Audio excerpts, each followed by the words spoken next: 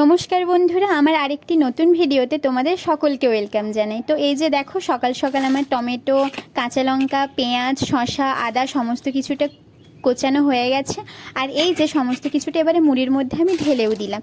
তো এর মধ্যে কিছুটা দিয়ে দেব লেবুর রস। লেবুর বীজটাকে ভালো করে ছাড়িয়ে নিয়ে আমি লেবুর রসটা দিয়ে দিচ্ছি। আর দিয়ে দেব কিছুটা সরষের তেল। এই রকমভাবে মুড়ি মাখিয়ে খেলে বেশ ভালোই লাগে খেতে। আর যদি থাকতো কিছুটা ঝুরি ভাজা আর চানাচুর, তাহলে তো পুরো জমে যেত। কিন্তু যেহেতু নেই, শেষ হয়ে গেছে, তো কোনো ব্যাপার না। এই রকমভাবে খেলেও বেশ ভালোই লাগে খেতে। তো এই যে এবারে আমি আর হাজব্যান্ড ব্রেকফাস্টটা করে নেব।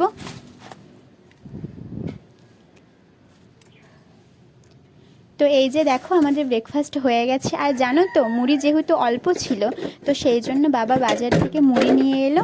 আর এই যে মুড়িটাকে এবারে এই ডিবাটার মধ্যে ঢেলে নিচ্ছি। তো এই যে মুড়িটা আমার ঢালা হয়েও গেল।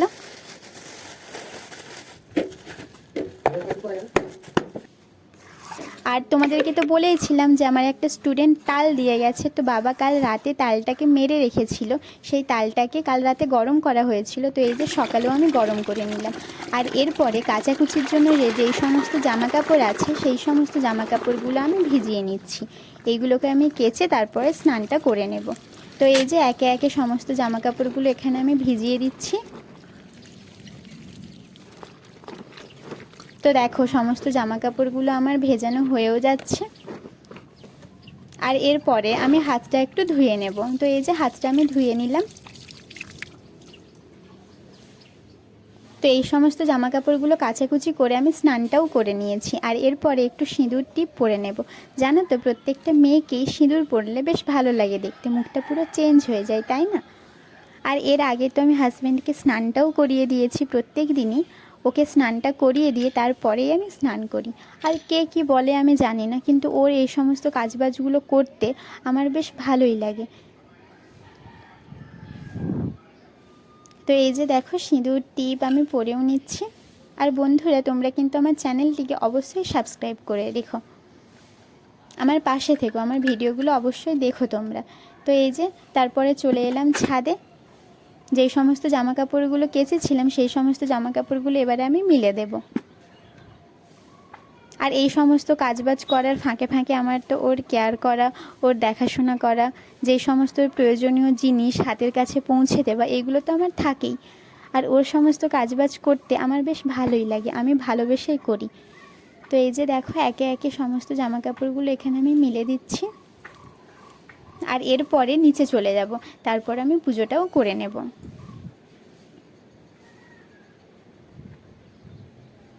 তোমরা কিন্তু আমাকে অবশ্যই কমেন্টের মাধ্যমে জানিও আমার ভিডিওগুলো কেমন লাগে তোমাদের।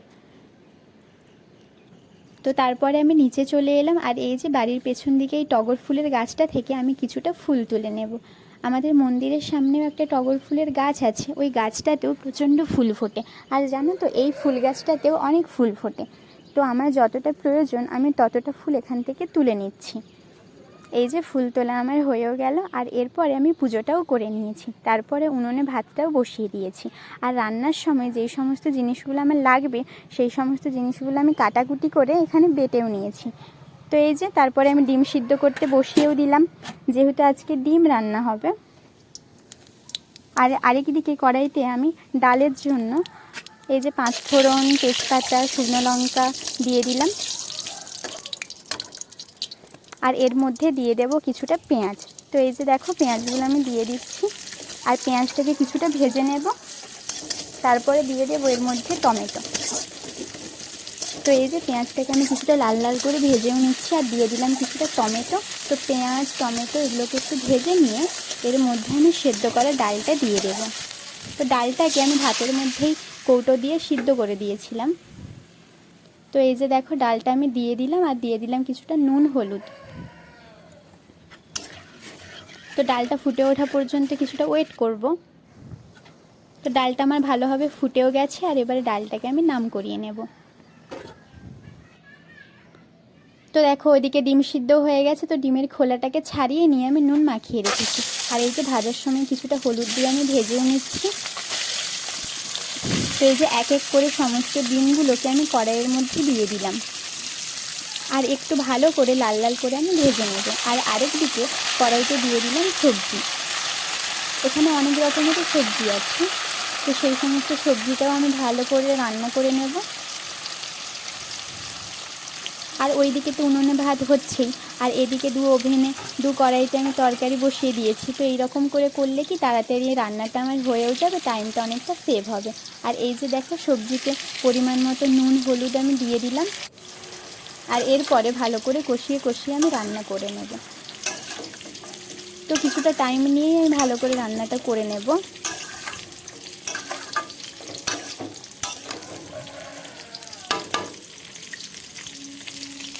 আর এই যে দেখো, আরেকদিকে কড়াইতে আমি ভালো করে লাল লাল করে ডিমটা ভেজেও নিচ্ছি।